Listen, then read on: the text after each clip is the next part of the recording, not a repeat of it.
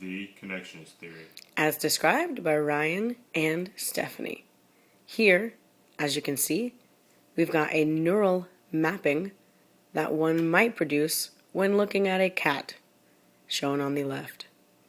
The cat itself is acting as the outward stimuli, which is then taken in by our senses and sent off to what we have on the left, which are input neurons.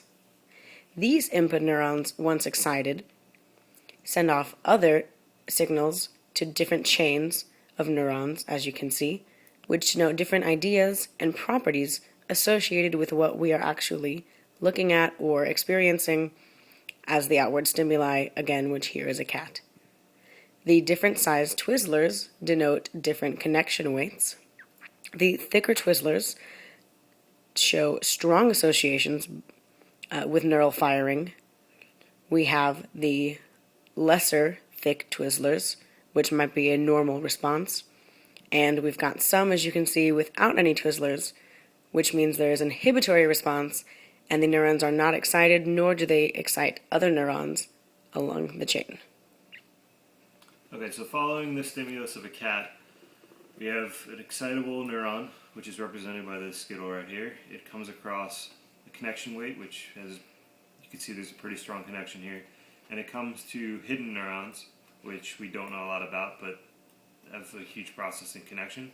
And as we follow the stimulus here, it comes on to what we call relationships. And in this board we have 3 different relationships: is a, can, and has. And following this neuron here, we have is a living thing, and there's a connection to that. There's no connection to plant because cat is not a plant, and there is a connection to animal. So moving on, we have can, and can is a very strong connection to meow.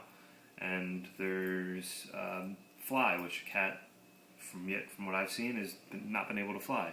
And then we have has, and obviously a cat does not have a soul because they're evil, so there's no connection there.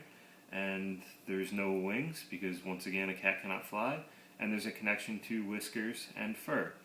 So an overview, we have a cat, and there is a connection to living thing. So a cat is a living thing. It is an animal. It has a strong connection to meow, and has no soul, and has whiskers and fur. So by this distinction, we can clearly designate that from the properties we have, that it is clearly indicating a cat. And that is the basis of the connectionist theory. Boom.